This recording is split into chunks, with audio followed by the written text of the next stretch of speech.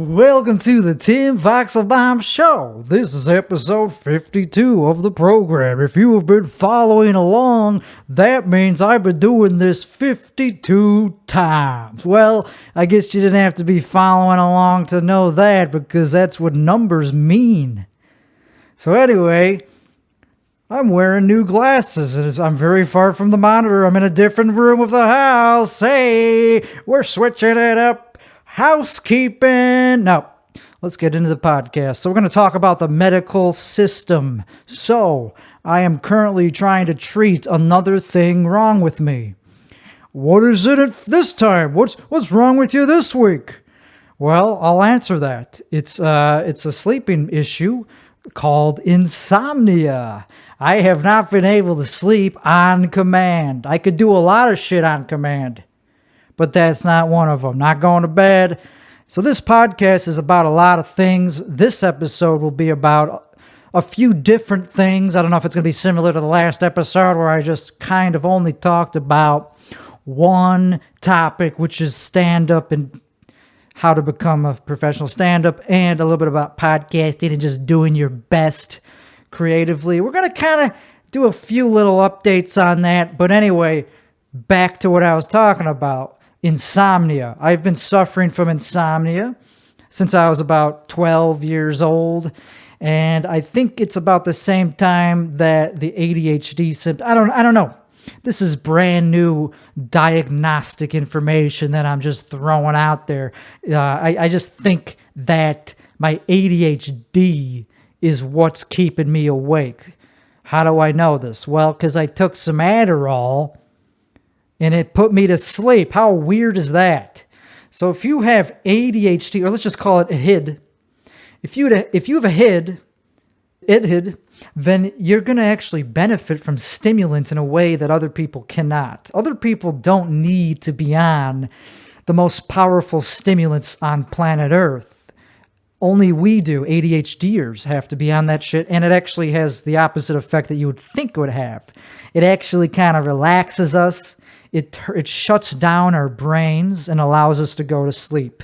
So as soon as I took it, about 20 minutes later, I was able to get to sleep and get to an appointment to diagnose my freaking insomnia. So we're going through a circle here trying to chase a rabbit.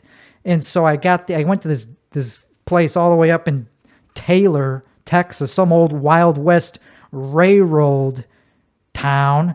And it's going to be quite a hassle to find out if I have sleep apnea. They're going to have to make me take home this I got to drive all the way back up there and then pick up this gizmo and then drive all the way home, obviously, because that's where I live. I live at home. And then I'm going to have to sleep with this machine on my finger or something like that. And it's just going to be like reading like a palm reader. It's like, I sense that you are not sleeping very well tonight. And then I'm going to have to drive all the way back up the next morning. They need the thing back by 10 a.m. because it's the only one they have in the whole hospital. It's like, really?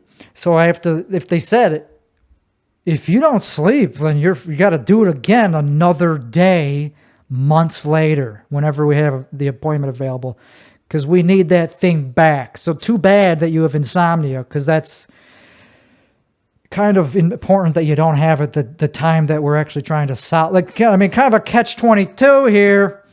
I'm using the thing to diagnose the problem, and the problem is stopping me from using the diagnostics. So what I did, instead of what I'm probably going to do, the original plan, I'm going to scrap it. I'll leave it.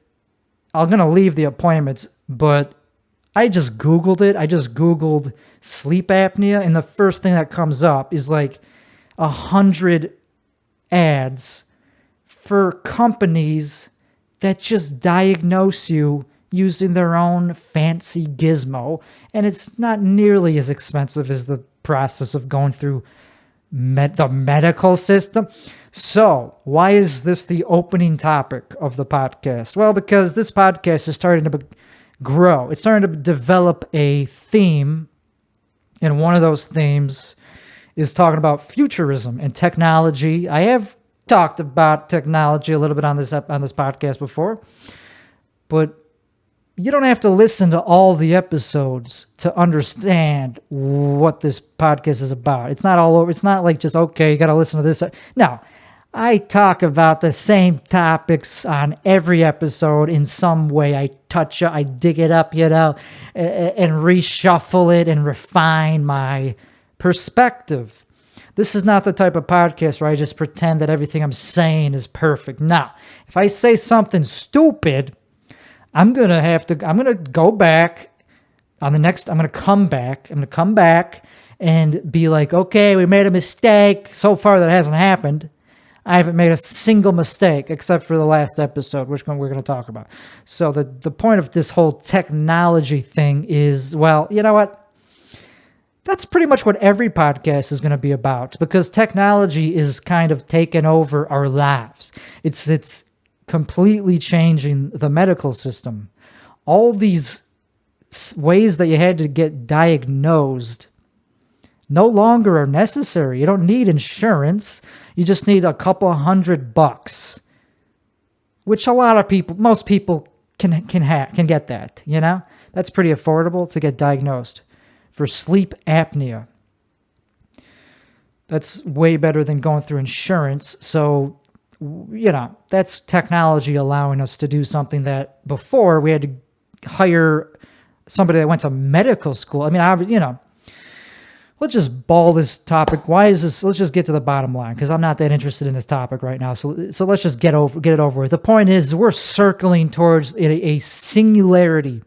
We're getting closer and closer to the point of no return in terms of automation, artificial intelligence, and just robots and just doing shit that people don't have to do anymore, because the robots can do it a lot better.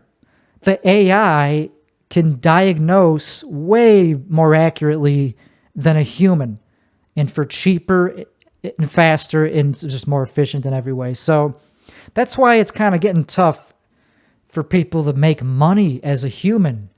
You know, if there's robots that could just do it for you. That's why the anti-work movement is becoming worse and worse, and more people are joining in on it. I am not a supporter of the movement. I'm just kind of like watching from the sidelines, because I'm like a self-employed entrepreneur. So I am so far a little bit resilient to the idea that it's not affecting my life.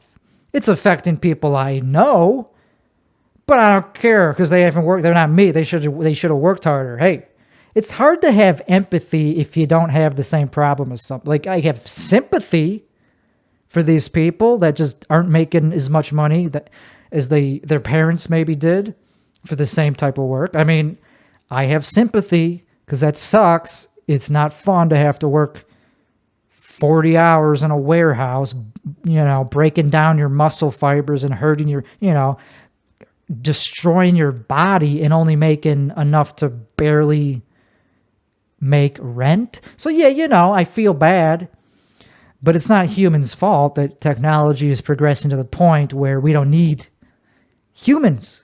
Like, if you're not providing value to the economy, you're not going to get value back. That's just simple economics. It's simple, like, laws of physics, nature, capitalism, even in any form of government or economy.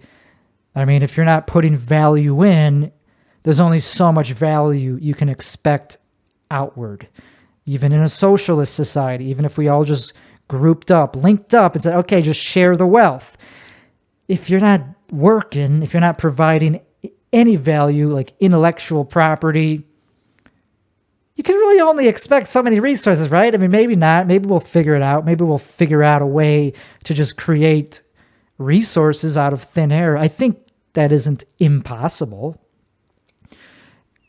Like, okay, we don't need you to work. If we have everything taken care of and an abundance of resources, can't we just divvy them? Can't we just give them to the poor people? Well, even then, there's still a limit, because how many poor people can we support? There's a limit. We can't just say, okay, yeah, have 1,000. Yeah, you could have an infinite amount of kids and none of them have to work. That's fine. Yeah, they could just keep making billions and billions of people and not have to work.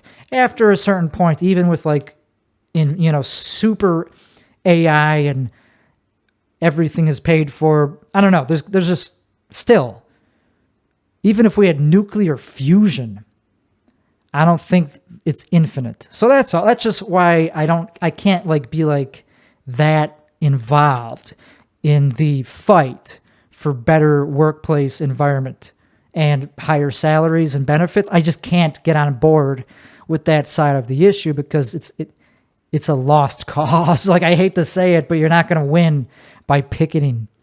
All you're going to do is you're squeezing blood from stone. These employers are paying, not to sound like an asshole, but they're paying you what you're worth. That's why they're treating you that way, because they could just get somebody else. There's an abundance of unemployed people, not an abundance of resources to give to them for doing work that robots can eventually do. And artificial intelligence. I'll punch up. I don't have to even talk about the people on the bottom working in the Amazon warehouses. I was talking about doctors. That's how this conversation got started. I was talking about freaking doctors. Even they are becoming a lot less needed because you could just use a piece of software and really cheap equipment like an iPhone and get pretty much just as good results as something that costs $50,000 or more, like an MRI. Those you still need. Oh my goodness gracious. But that's just how it's going to go for every profession. Eventually, they're going to be slow, and eventually there'll be only people like me left, podcasters, and then even us, even creatives will be phased out. I hate this. Fuck it. I'm not even ashamed to say any of the shit I'm saying. This is important, real, true shit. Even creativity is already being replaced by AI. Do you not believe me? Look how ugly my backdrop is. It's just a blank wall. That is not creative. If I just went to a website and just Googled AI art and just typed in a phrase like interesting backdrop, it would generate an interesting backdrop, more interesting than anything a human could create for the most part. I mean, this is just my taste. I've seen a lot of this AI generated art. I would actually have it on my wall way before getting an actual human-made piece of art because, one, it'll cost nothing. They don't ask for royalties. The robot is not like a fucking pretentious diva. They're not going to be like, $800,000 for that. No, only a human would ask for a ridiculous amount of money because it took them a lot of work and creativity. No, fucking robots, they just go, boom, bada bang, bada boom, and just rip it off. Here you go. It's better than Mozart. I know Mozart wasn't a painter, but that was just the first thing that came out of my mouth. It's better than fucking Da Vinci. And it is. A lot of that shit is really gorgeous art. So maybe I'll just get one of I probably will just get one of those for my back wall because this is the new podcast studio. So it's very blank and the acoustics are, that's the next step is to perfect. Let's not use the word perfect. That's not going to happen. To get the acoustics like to a professional level in this size room, you'd have to cover the entire fucking walls with panels and not just, they'd have to be like 7 inches thick to absorb the bass. That's just if you want it to be like professional. Because this is a multi-purpose room. It's not just going to be used for podcasts. It's going to be used for music production, video production. That's it. And just other shit like that. Listening to music back, mixing, anything. You name it. Anything creative is going to go down in this room. So I got to get the vibe right. So one more thing on the first topic. So I did go to the doctor, drove up to one of those little clinics, 24-hour clinics. And what I noticed was, because I'm in Texas, motherfucker. I love being in Texas for some reasons, and some reasons I don't. But for the reason, it's interesting because it's like being to a museum. like I've heard many things about Texas growing up, like it had an ethos. It has a theme to it. Like Texas is a theme park. It's like a Walmart, but the whole state. Even the outdoors are still, you can still just drive your cart. You can just leave your cart anywhere. That's Texas. So one of the things that goes along with that is oversized chairs in the examination room. Because, I walked in and the nurse was like, just sit wherever is comfortable. And that's what they tell everybody. But I was like, well, okay, what does that mean? Like, I obviously I wasn't thinking about it until I chose the small chair. And I was like, oh, there's a chair for fat people. That's why she says that. That's just what you say. Yeah, sit wherever's comfortable. Maybe I identify as a fat person. Maybe I would have sat in the double wide. But I didn't. I sat in the normal chair because I didn't want to look like I was there for unreasonable terms. No, I'm a professional patient. Anyway, so I just took a picture of it. I was like, everything's bigger in Texas. Good thing I'm not overweight, so I'm actually going to get good quality medical care or treatment, whatever you want to call care. Because if you're fat, this is just something I heard. If you're fat, doctors tell you that you're fat. Can you believe it? Even in the year 2023, let's just round up to that, doctors still consider obesity a health problem. So a lot of people on Google and Yelp or whatever, ZocDoc, they go and they give a bad review to pretty much any doctor in Texas. And they usually the reason, if you see bad reviews for a doctor, it's not the doctor usually. I mean, come on, they're doctors. They know what they're doing. It's because the doctor told them something they didn't want to hear. They said, well, I think it might have to do with the fact that you're clinically obese. So that's where the conversation, that's where the treatment starts. It's like, okay, we got to fix this problem. And then maybe if you get your weight problem in check, then we could see if there's something else going on. But since this is definitely, has a comorbidity with obesity, I'm going to at least mention that that's probably the problem. So that pisses people off. I don't know. It's just very normal to be overweight in this country. And people, I guess, are starting to think that just because it's normal in terms of the mode, the average, like on average, people are pretty fat, that means it's healthy? No. You could be the whole population could be doing something unhealthy. That doesn't make it healthy just because everybody's doing it. Okay. Sorry. I think that's enough on that subject. I'm not a fat shamer. I'm just a reality checker. That's what this podcast is about. And we're getting towards the singularity. Whether you know it or not. Hey, if you're watching this now, you're early because this topic is going to be what pretty much everybody's talking about. And after a certain point, you won't even have to talk about it anymore because it'll be everything that your thoughts derive from. Forget about the human body that you're in. That's temporary. Take care of it. Don't forget about it. Jeez, that just goes against the whole thing I was just talking about. Jesus Christ. No, be healthy. Stop fucking shoving that shit down. Stop fucking eating. Unless you have binge eating disorder, then I get it. I used to have that. Then I started taking Adderall. Now I don't longer binge unless I'm off the meds. Stay on your fucking meds. Especially if you're a liberal. If you're forget liberal. If you're a leftist, far to the left, or people who believes kooky shit that fatness is healthy or some shit like that. First line of treatment, Dr. Weichselbaum has something to give you. Your fucking meds. Please take them. Please go back to taking them. I don't care what they are, as long as they were correctly prescribed by a professional. Mood stabilizers, whatever. Trust me, you're better on them than without them. Your ideas are not correct. I used to be the same way, then I got medicated. Look at me now. I'm in a purple light. I look great.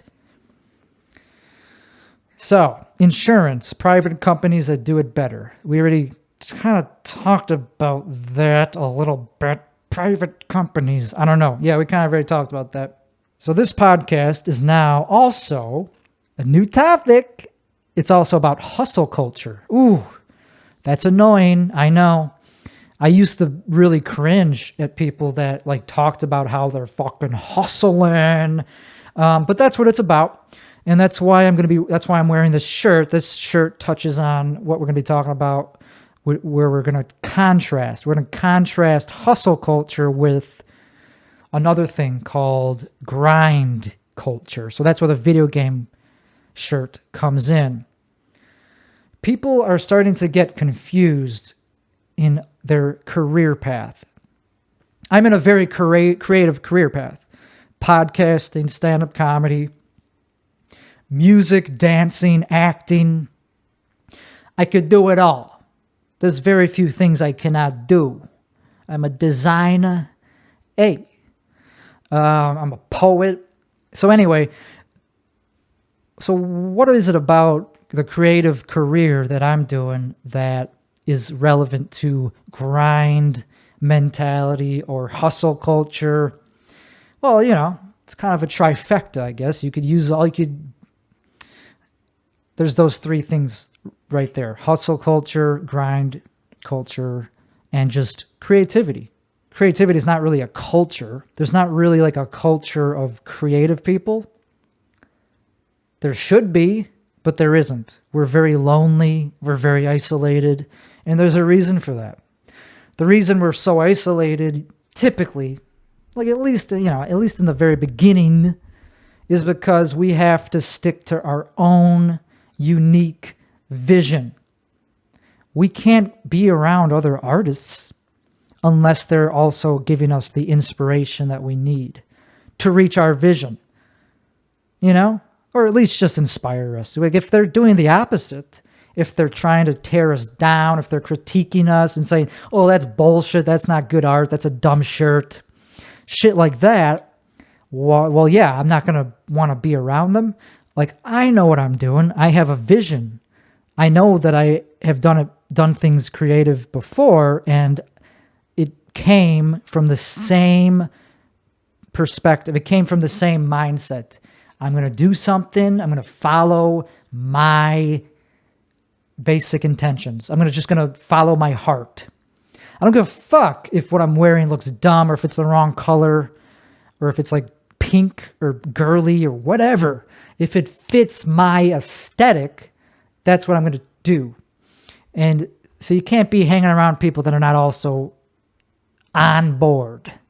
So you got to cut those people out of your life. Don't even talk. Don't even interact with them. If they ask you a question that you know is only because they are doing it as an empty gesture, don't even fucking respond. Give them like a little thumbs up emoji at the very most. Don't be like, oh yes, thank you for checking in. Yeah, I got all these great projects going on. Don't do that. Because chances are, if they're just reaching out as an empty gesture, like it's your birthday or something, they don't really actually give a fuck. If they gave a fuck about your creative endeavors, they would be following those. They'd be commenting on those. So you got to protect your ego. There is a purpose to having an ego if you're an artist. There's nothing pretentious about calling yourself an artist if you're actually doing art or if you're actually chasing creativity and generating creative output. Then you can call yourself an artist, and there's nothing pretentious about that. We need more artists. That's the only thing we have that's valuable still. There's robots are doing all the other shit. We don't need farmers. I mean, sorry, farmers. I love you. Y'all are cool, but you're basically just pressing a bunch of buttons. Obviously, that's not true. But for the sake of entertainment, let's just pretend that farmers are pretty useless. Let's not keep correcting myself. Who gives a fuck? So anyway, I didn't even finish that subject. So anyway, creativity, it's a very fragile thing. You have to have an ego. You have to protect your ego. You have to build yourself up.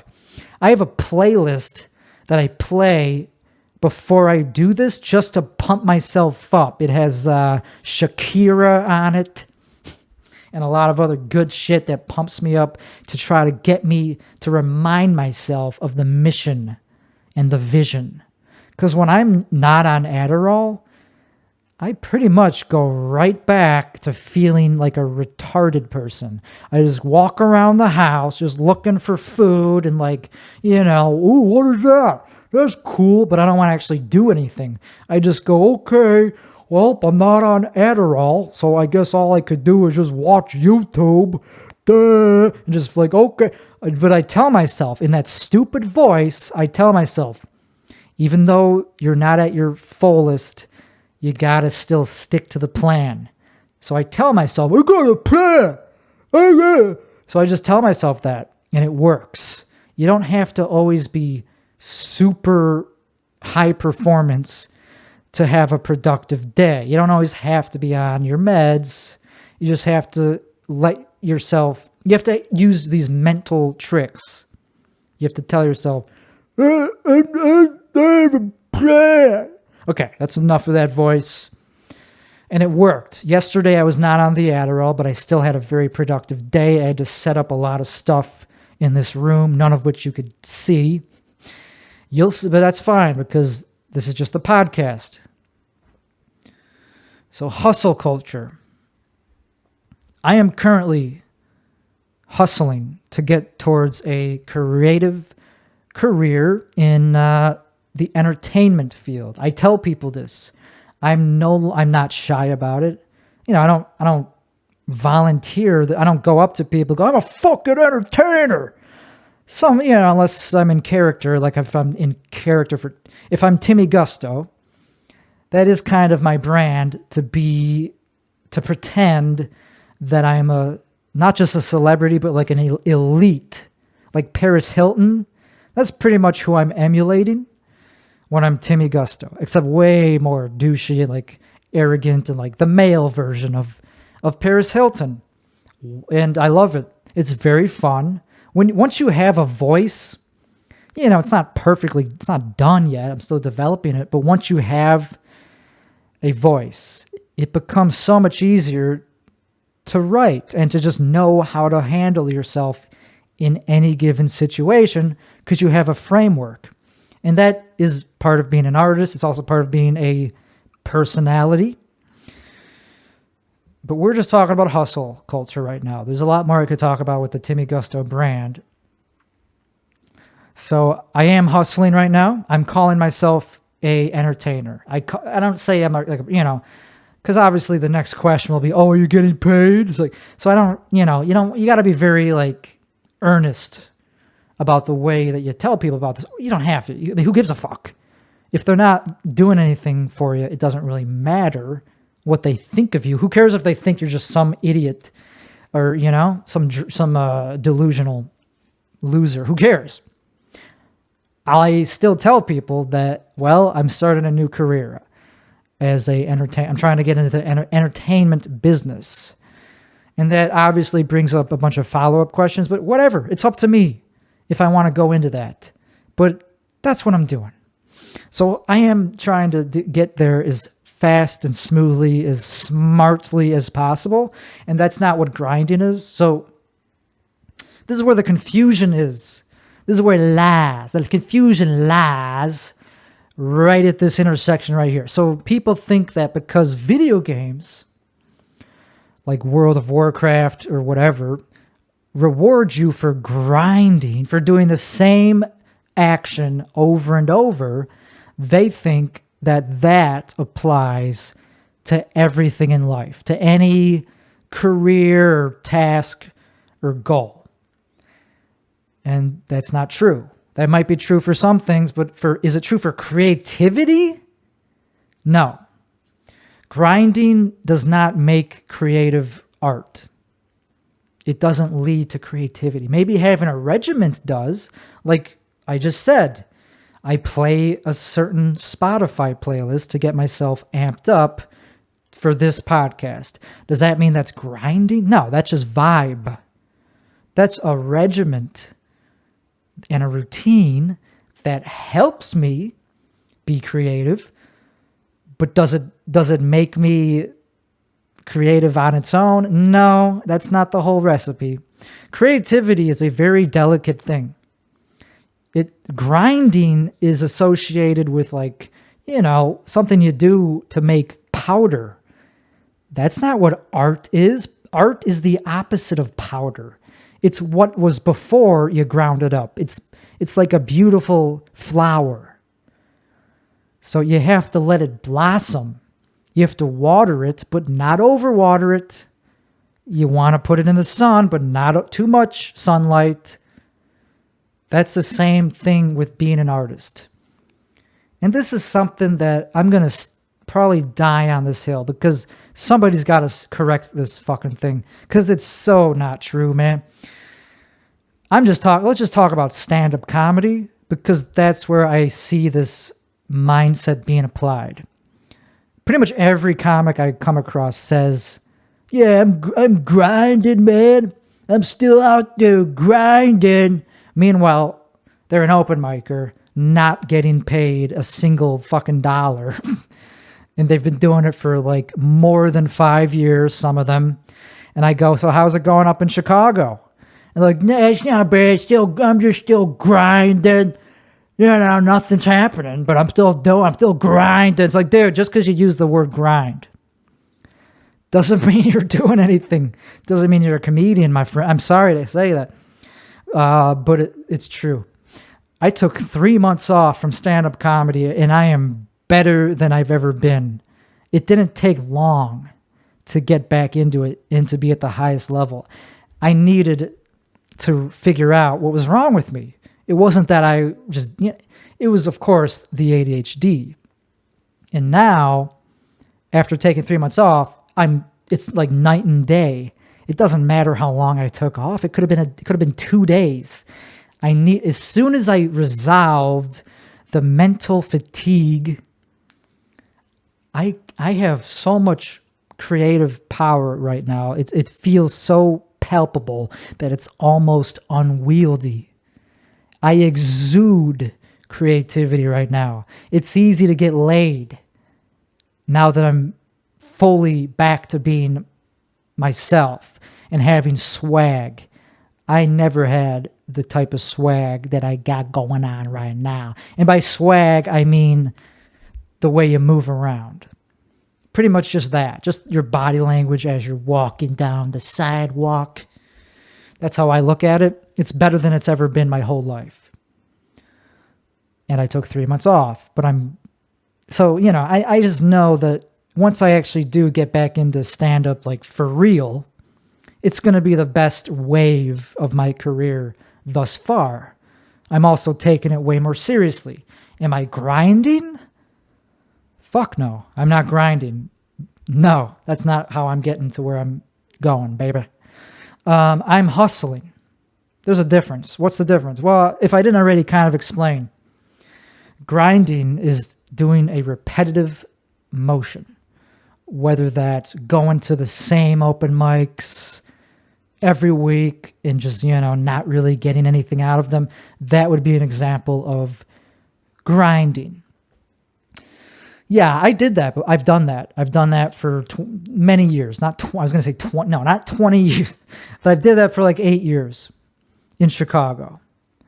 Maybe not 8, but definitely 5, where I was doing as many open mics as possible. That's what I did. I moved to Chicago. I moved to a part of Chicago that was close to a lot of fucking shows and mics and comedy clubs. So I did about 3 mics a day, as much as I possibly could. That was the average. I didn't always do 3 a day, but I did about 10 a week probably on average for, 5 years. And that is more than enough to reach your highest potential. in terms of getting warmed up to be on stage and all that. You know, you got to get funny as fast as possible. So in the beginning, sure, do as many mics as humanly possible. You could grind in your first year or two of stand-up comedy. But once you start to figure out a little bit how to be funny, which happens maybe about in the 5 to 10 year mark, hopefully before 10 years, by year 7 or 8, you should at least be funny enough. So once you're funny, you don't really have to grind anymore. Because going on stage as much as possible, yes, you need to do that to get to where you're comfortable and light on your feet and quick-witted. It's like, it is like lifting weights. You do have to kind of do it every day to be at your best. But if you're 10 years in and you're not actually trying to get shows or make money, then no, you don't have to fucking do it every day. You don't have to do it at all. You really don't have to do it if you're not trying to get on shows, which I'm currently not trying to do. Oh, except for, I don't know, Kill Tony. Oh, forget about that. Never mind. I forgot. Oh, that little one, that tiny little show that I kind of forgot about that I've been trying very hard to get on. So in that sense, I'm hustling. I'm not grinding. Like, how do you grind for Kill Tony? It's random. It's by chance. It takes luck. So grind mentality for sure doesn't apply to Kill Tony, no matter how long you've been doing it. But hustle, yes, that does apply to Kill Tony. And I already talked about that on the last episode. I'm pulling out all the stops. I've perfected my process to get warmed up for Kill Tony. It takes the right chemicals and the right mentality, and I gotta practice. I gotta do at least a couple shows or open mics before Monday when it's filmed, just so I'm comfortable being on stage and knowing how to say the jokes I'm gonna say. Does that mean I have to do mics every day leading up to it? No. I'm not at that point where I still have to do that. It only takes me a couple mics, 4 minutes of stage time to get warmed up for Kill Tony in that sense. There's other things I got to do. I got to practice my minute over and over again. And I got to practice everything else. Like I talked about just watch the last episode if you want to get that information on how I prepare, except one extra thing that I didn't talk about. I have to take magical mushrooms every time I do Kill Tony. And this is critically important. This is essential. Because when I don't, I'm too high strung. I'm going to be too antsy. I'm going to be too angry at other comics that obviously shouldn't be there. That's normal. It's reasonable to be a little bit perturbed when you see people that are, just by the look at them, are not comedians. And of course, you're going to be a little bit like, okay, great. I'm going to have to watch that guy bomb and not get up, even though I'm better. So obviously you get it. If you're 10 years in and you've already done it and done well, you're going to feel a little more privileged, or at least, what's the word? You're going to feel a little more entitled to getting up again. Like if you've gotten good approval from the people running the thing, yeah, you're gonna feel like, okay, I think I deserve this more than somebody who's been doing it for 6 months and completely is gonna bomb. And they do. It's very easy to tell if someone's gonna bomb or not just by what they talk about in line. So anyway, enough about that. So I have to take a small dose of magical mushrooms, and then that puts me in a good mood, and it makes me enjoy the show. Even if I don't get up, it's still a fun experience because I'm presenting to other comics how a real comic fucking does.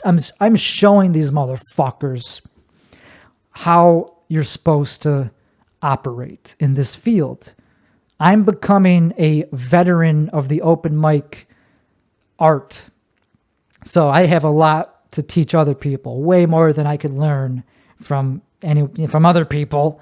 On average, I'm going to be able to tell them what is up. So that's how I'm hustling. I'm hustling by focusing on what is the most profitable. And that would be one of the things. This is one of the things that could be profitable. If I post a clip out of this and it goes viral, that is obviously a profitable endeavor. So I don't have to leave the house to be a hustler. I need a good reason to leave the house. And that brings me to one of the corrections and updates from the previous episode. So on the previous episode, I was going on a fucking tear about how I'm too good to do amateur shows. And by amateur shows, I mean ones produced by amateur comedians, people that do not pay their bills from doing comedy. Like, sure, they make a little money from the show, maybe. They might post a little bit of a profit and pay the comics like $20. That's still amateur level. Obviously, $20 is not enough to live off. So that's amateur. Nothing wrong with an amateur show, though, on its own, just because I don't want to do it. I would still do amateur shows as a professional, because even if you're only getting paid $20, you could profit off it if you, I don't know, film the fucking set. So I apologize for my quick arrogance, I was like, yeah, I'm not going to drive to fucking Houston just for $20. It's like, yeah, but if you film it, that could lead to a reel of some random funny piece of crowd work or something. It doesn't have to be a bit. It could just be crowd work, like 7 seconds long, and that could get a million views. And all of a sudden, it was worth it. It was worth driving there. So I think it's about time I started looking into hiring a photographer and videographer and audio recorder for my sets that are at shows, not at open mics. That would be pointless and a waste of time and memory. This would be at places that actually get an audience, and I would have them, film it in a way that's professional. Like they would use a telephoto lens, zoom in right on my face, zoom out if it's necessary.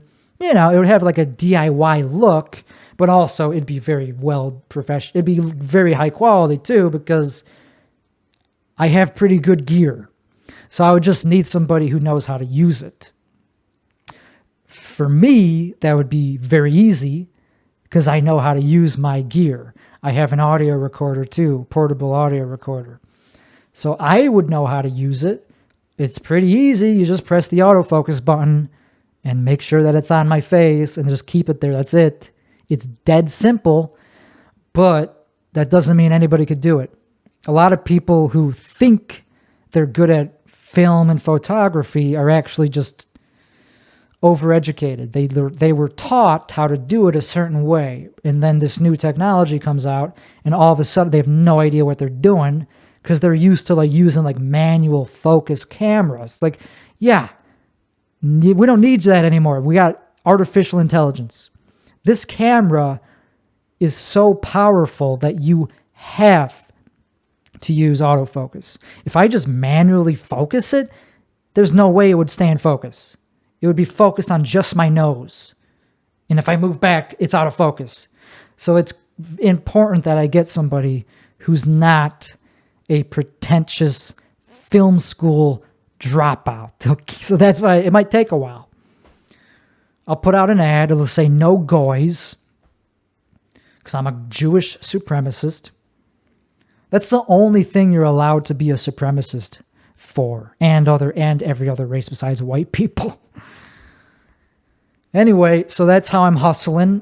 If I do kill Tony, that's obviously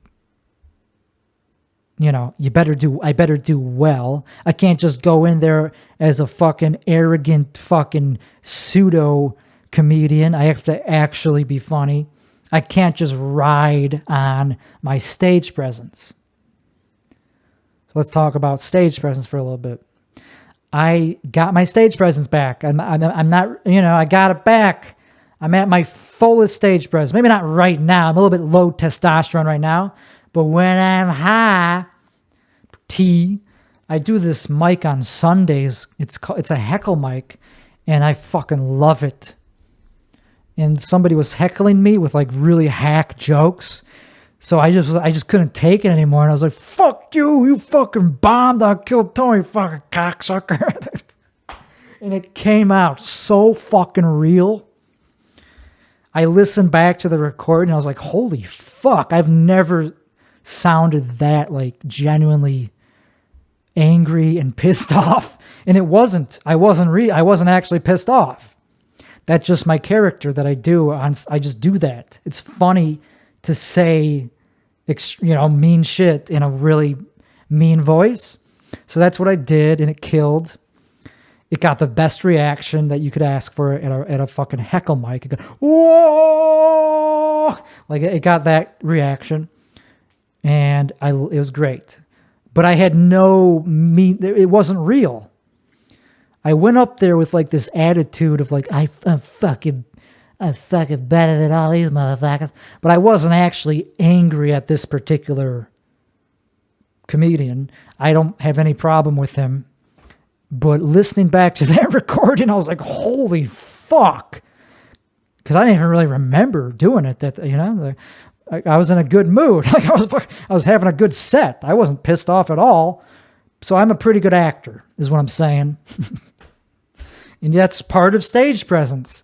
Part of stage presence is you gotta fucking act like you belong on stage. You gotta go up there, baby. Are you looking at me? Are you looking at it? I'm a fucking talent. Look at me, bitch. All right, enough Andrew Dice Clay, but that's what I do.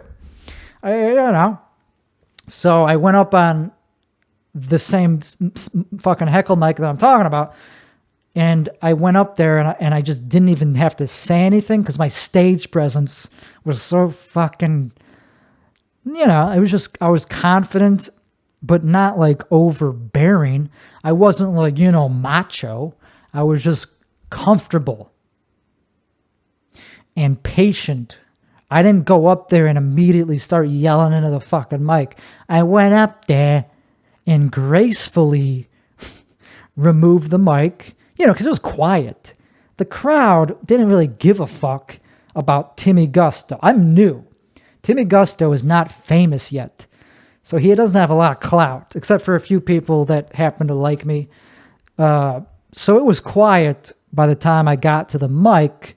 So I used that to my advantage. And I just stared at the crowd like, okay, popped the mic out very gracefully. Didn't talk into it, just held it there in case I was, needed it for something.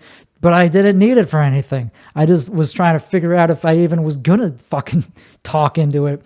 And that eventually turned into a big laugh. It went from silent to big laugh.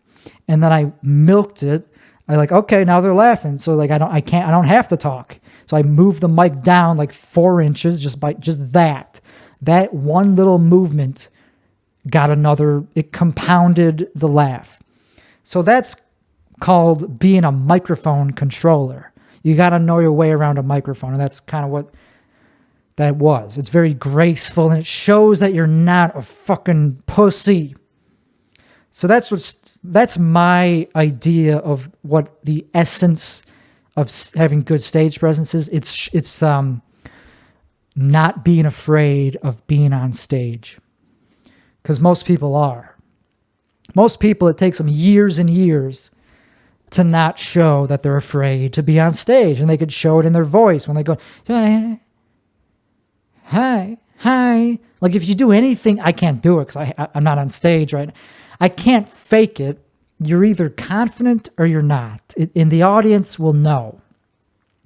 So, it's better to just have good stage presence and bad jokes than to have good jokes and bad stage presence. You could have really good jokes, but if you're just, one-dimensional and you're just fading into the background, no one's going to give a fuck. I could get people, here's another compliment to myself. I'm just going to change the name of this to the Tim Weichselbaum is Awesome show. Another thing that I can do that, stage presence. You could get people to listen to any single word that you want them to listen to. If you have good stage, if you know how to command the room, they will listen to every single one of your jokes, even if they hate them, even if they suck, even if they're shitty jokes. They'll still at least listen to them. They'll walk out, but that's still an accomplishment. Getting a dislike still counts as an interaction. So like if somebody walks out to show that they were listening and didn't like it, it's like, okay, at least I got an engagement that helps the algorithm. So anyway, that's enough about stage presence. And I guess that's enough about hustle culture. Fuck the grind. Start hustling if you want to be a creative person. Because, if you're going around telling people that you're trying to become an entertainer, you better be not delusional and you better be trying your goddamn best. I'm both of those things. I'm not delusional. I'm actually talented and I'm starting to try my fucking best. So the stars are starting to align. It's very rare that there's a comedian that's both talented and has the mentality to make it a fucking thing. There's maybe, one comedian in particular that I'm thinking of in Chicago who is the most talented person in the city. And he does make stuff. He puts out some funny videos and makes very funny songs. So he's very creatively active, but he's missing the business side of it. He's not a professional, unfortunately. Anyway, so it's a very rare thing to do what I'm doing right now. And I could only go up from here. I have a lot of things on my side. I have no girlfriend to fuck things up. I have no pets to come in here and, nothing could fuck this up. And except for me not wanting to do it anymore, which why would I not want to do this anymore? This is fun. Being creative is extremely fun if you're doing it to the fullest extent of your abilities. And this is just one of the things I'm doing. I have many little side projects planned. I got to make a theme song. I got to add more segments. I got to do editing, post-production, color grading. Anyway, so there's a lot that goes into becoming a creative person. And it's better to, you don't want to spread yourself too thin. So that's where hustling part of hustle culture. One last thing is to work smart. Grinding means working hard. I think that sums it up pretty crystal clear. You want to work, yes, but not just hard. You want to work smart. That's what Kill Tony is. That's what this is. That's what filming your shows is. Even if I just filmed, I wish I fucking filmed that heckle set. That was just like a 4-minute set in an open mic, but it killed. It had some really good moments that the laughs were loud enough where it didn't matter that it was an open mic. It was on a professional stage. So if I just fucking filmed that, I would have gotten at least 2 or 3 solid reels that would have gone on Timmy Gusto's Instagram. So it's like, duh, come on, man. What are you doing? So if you're watching this, you're early in on something beautiful. A beautiful career is starting right here in one of my bedrooms. My hobby bedroom, which is now, this is an office. This is not a hobby. Okay, we already talked. It's enough. I think that's enough on those topics. So okay, maybe not. See, the thing about this podcast is I could be talking about one topic and then realize that it actually kind of feeds into all the other topics. I think that's just that's just part of being a creative person. You look at things from so many different angles that you could connect the dots on pretty much any subject under the sun. You could be like, oh, you like this? Yeah, well, I like this. Totally different, but not really. That's what being creative is. So since this is a self-improvement podcast, I am starting to improve. I'm actually taking the advice that I'm giving myself on this podcast. And that's why I'm starting to feel better, look better a little bit. Like I'm starting to care about my look. I care about my body weight, my health, my diet. So I'm actually improving as a person. My personality is improving despite what you might see on Twitter or anywhere, real life. Like I do have a very pompous personality, but that's because I happen to be correct. I actually am pretty goddamn, So since I'm improving, it's hard to not act like you're better than other people. Because it's like, well, I fucking figured it. I'm doing the work. What's your excuse? So that's one of the negatives. If there is any negatives of self-improvement, that would be one of them, is that you're going to not want to hang around with the same people. So you're going to only want to be around people that are also doing things that are of import, of value. So I do feel like I am more entitled to certain things only because I'm I'm actually worth being treated as, I don't know. This is tough. I don't know, because it has to do with Kill Tony. I already talked about Kill Tony, but like I'm starting to get entitled. Like I showed up last week, super prepared. I made a whole event out of just driving there. I was like listening to music, had the windows down. I was like excited to make my way to the club. I was in a very good mood. And part of my confidence bled over to a little bit of entitlement, which I'm fully aware of and is not a good look. But I'm just talking about it because I guess I'm just trying to figure out if there's anything to be learned from it for other people and just for myself to talk about. I don't know. I don't mind talking about faults, things I did wrong. I think it was a little bit wrong to try to skip the entire line. So I just walked right up to the dude who signs you up. I just walked I skipped the entire line because it's like, who cares? It's random. There's no order. So it's like, can I just get this over with? Like, who cares? I've done this before. Yeah, obviously that's pretty douchey of a thing to do. My reasoning for it, and they didn't let me. They're like, yeah, go back to the line. So I had to wait until the very end, which is fine. Obviously, the reason I thought I could get away with it is because people do that. People have cut in line before. Nobody has called me out on it for doing it before. So it's like, of course I'm going to skip the line. What, I'm going to fucking go behind these losers who've been doing it for fucking 6 months to 0 months. So like if you're thinking that you're better than everybody in line, you're going to skip the line. I don't know. Obviously I can't justify that. There's no way to justify it. Cause even if I am better than them, it's still a douchey thing to do.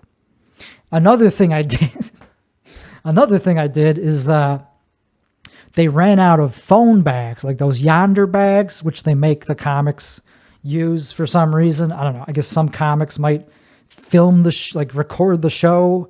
Who cares? It goes out anyway. Like, I guess there's reason. That's fine. It's not a big deal to have to lock up your phone. But they ran out of Yonder bags. So I was like, hey, Yonder. He named himself after the fucking bags. There's no way he's going to let me not use one. I was like, hey, brother, I'm a professional. I'm not going to film the show. Does it really Is this really necessary? He was like, yeah, man, yeah. I was like, okay, that's fine. That's it. That was the end of the conversation.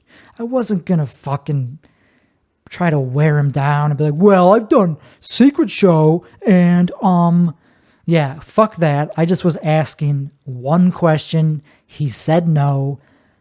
That's fine. So I waited outside for most of the show, which actually was better than being inside, because then you're not as nervous. If you're up, they tell you, hey, you're up. So you just go in, you fucking murder. It looks cool because you came from outside. So it's just like, where the fuck did he come from? And then you go up there, you fucking murder. And that's what would have happened if I had gotten up. I would have probably done better than most people. You know, I don't know if I would have destroyed. Some of my jokes are so fucking edgelord. But that doesn't matter. The real life audience is not the real audience. You want them to laugh at least a little bit, but the internet is the real audience. The internet would have got my jokes. They were, at least some segment of the internet would have been like, oh yes, fuck yeah, I love that's my cup of tea.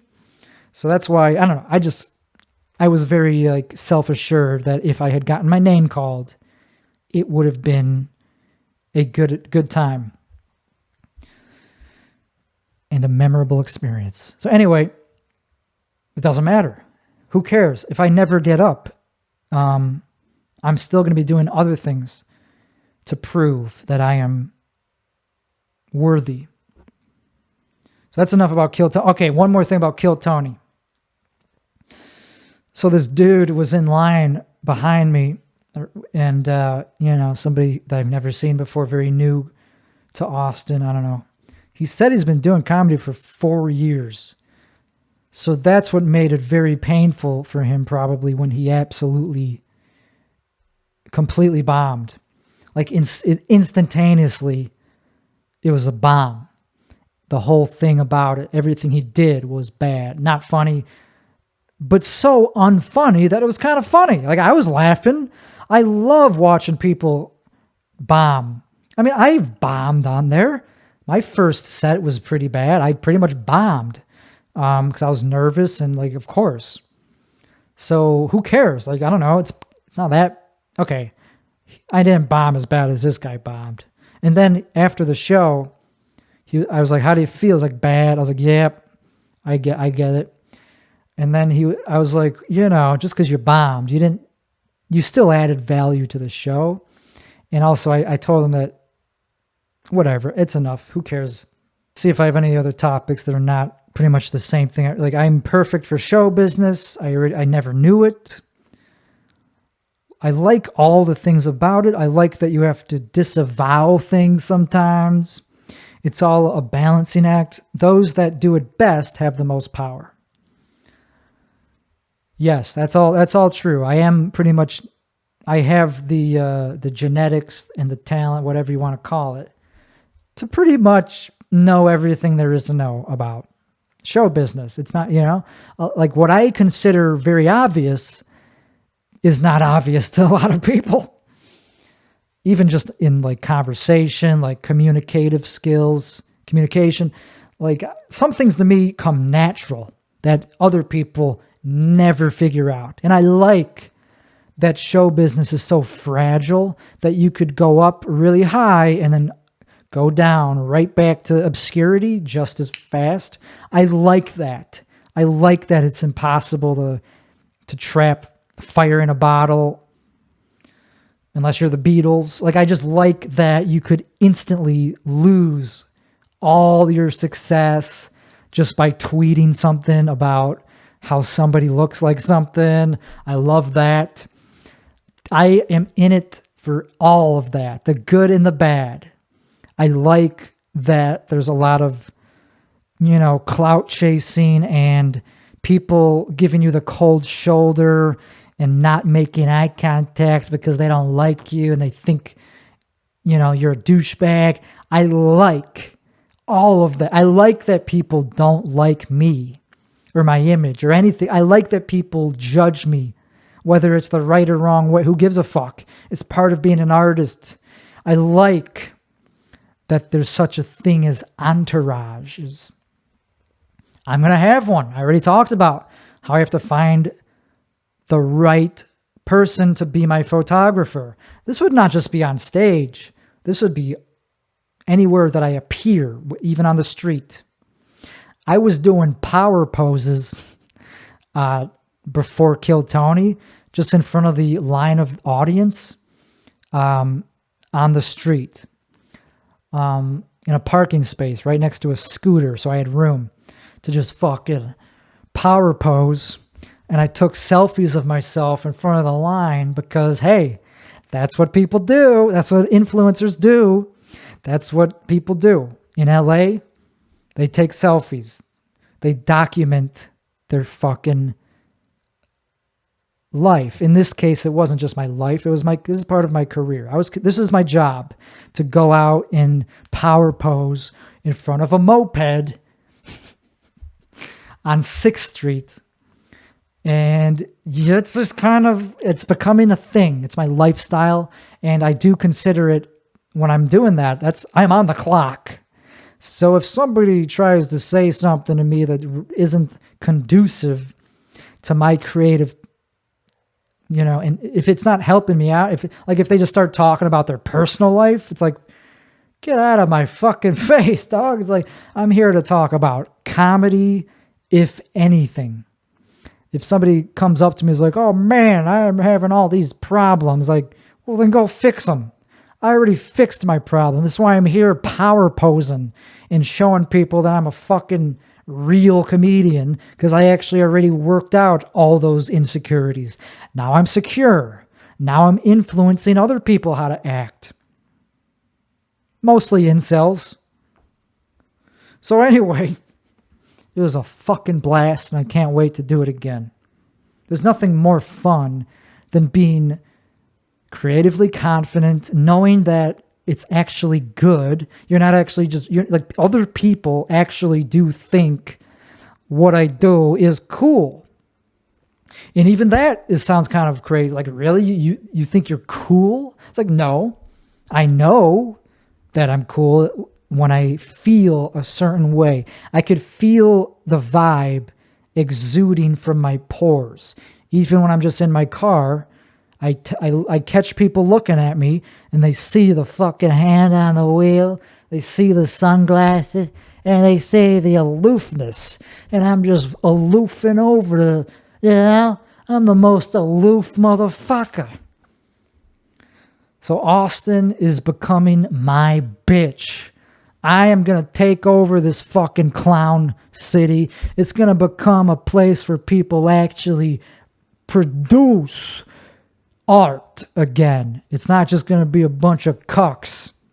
I think we're getting close to wrapping this up. How long have I been going? Okay, baby, let's just do one more topic, hey? Let's do one more topic. Hey, yo. So, okay, one more other business idea. Another business idea that also emanates from the whole self douchebaggery of thinking I'm like some kind of genius is I'm going to start selling comedy consulting, whatever you want to call it, meetings or whatever you want to call it, just like Zoom calls. I'm going to charge people $50 an hour starting rate. That'll be like the starting rate, maybe less. I don't know. Maybe a little less just to get off the ground. Cause I think I know how to do, I think I could help out other comics with this information that I'm preaching, that I'm giving out for free on this podcast, but nobody's going to fucking watch this whole fucking thing. So I could just give the real essence of what I'm saying in a very personalized way, because I actually know how to do that. I'm pretty goddamn good at reading people's, emotions and what their problem is. I'm very good at that. So I'm going to do that. I'm going to start charging open micers $30 an hour, let's say, to tell them what they're doing right and what they're doing wrong, and to encourage them, not to discourage them, unless they want me to tell them something that's brutally honest. I don't know. Because some people are not ever going to figure it out. Not everybody's a comic. I hate to say it. Comics are a very specific type of person. And it doesn't matter what your political beliefs are. You could be the most racist. You could be like a fucking neo-Nazi with like a swastika tattoo and still be a fucking funny comedian.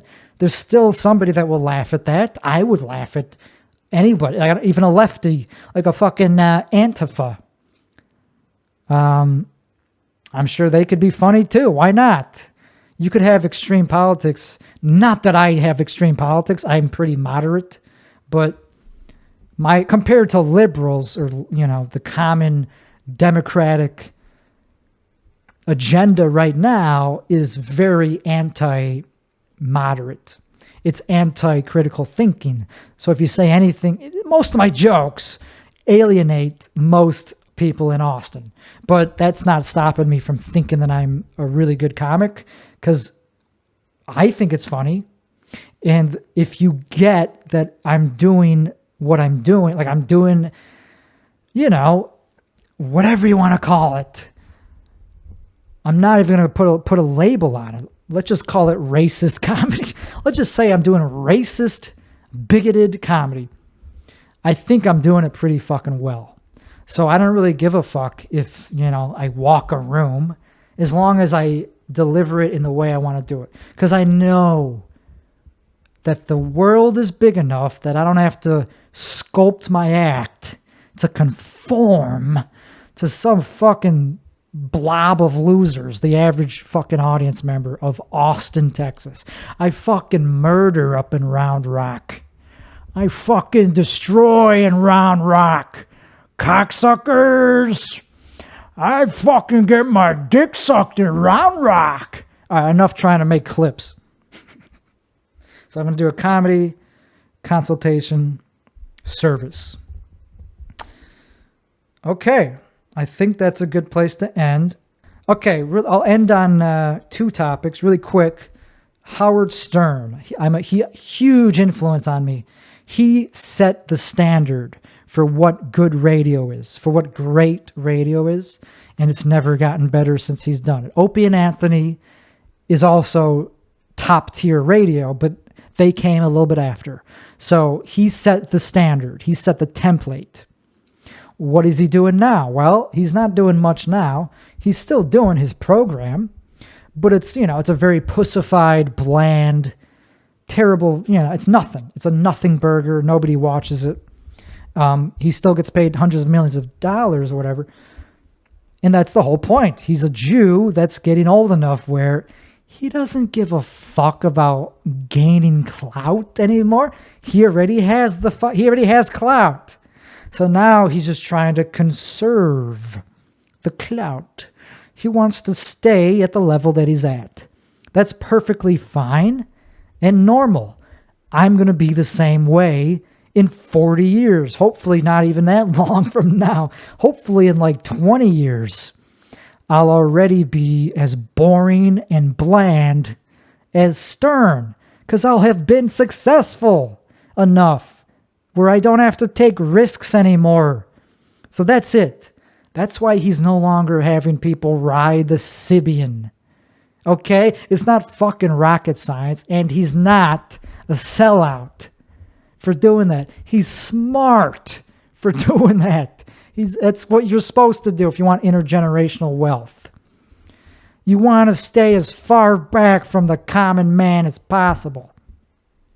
Right now, I'm trying to gain clout. That's why I'm talking shit about all these famous people like Amy Schumer. Who else did I throw under the bus on the last episode? Who's that douchebag? Andrew Tate. I tried throwing him under the bus, but I didn't post any clips about it because who gives a fuck? He's cool. I actually like him.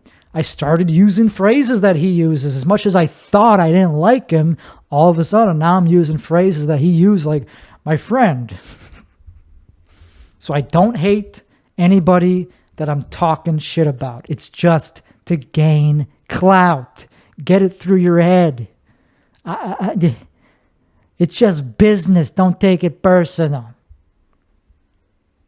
One more quick tip on comedy. Don't take drugs from strangers, especially in fucking Austin, Texas.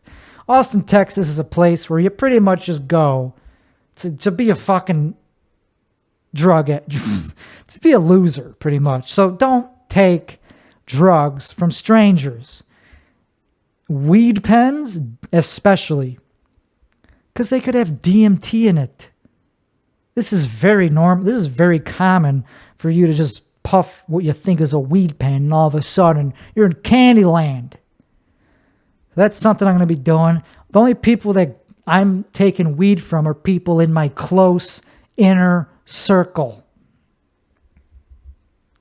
My photographer, hey, he'll have good weed. Okay, I think that's a good place to end. If you haven't noticed, I'm cultivating a brand. So it's great. Actually, you do, I don't know, like a lot of people think it's like really pretentious or really like bizarre to cultivate a brand as a comedian. Yeah, most of those people that say that are not professional comedians. I hate to break it to you. Kevin Hart, he's a good example of who I'm trying to emulate.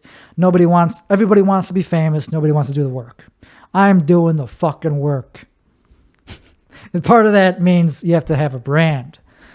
You don't have to, but it'll fucking help because people will absorb that brand and they'll recognize it and they'll get excited when they see it. People wouldn't do it if it didn't work. You think corporations would give a fuck about their logo if it didn't work? No. Yeah, branding works. I just figured that out. I just discovered that in my head a couple days ago. And now I'm telling y'all. Welcome to Brandon 101 with Tim Vaxelbaum, a.k.a. Tim Augusto. Okay, that's enough of this episode. It's been a fun episode. Pretty much covered all the big old topics. And if I didn't, I'll cover one more thing before I go. It's not really a thing. It's more of a person. It's the great late Amy Winehouse. I recently became a devout follower and fan of the legendary Amy Winehouse. When she died, I don't know. I wasn't really a fan. Even, when she was alive, I knew about her. She had some good songs. I only knew one of her songs, Rehab. I was like, okay, that's a catchy tune. Now I appreciate everything that she has done. I get it. I fully understand why she was considered one of the best, why she was welcomed into the 27 club in a like she actually belongs there. I'm not saying she's it's good that she's dead. I'm saying she's good enough to be in that group. I didn't understand it until now, but she actually was that fucking talented. She had an extremely great sounding voice. She could sing live impeccably. She had great stage presence. She knew how to fucking dance. Her image was fucking amazing. She looked like, very retro, classy, highbrow. She was obviously she knew what the fuck she was doing. This has been episode 52 of the Tim Vaxelbaum Show.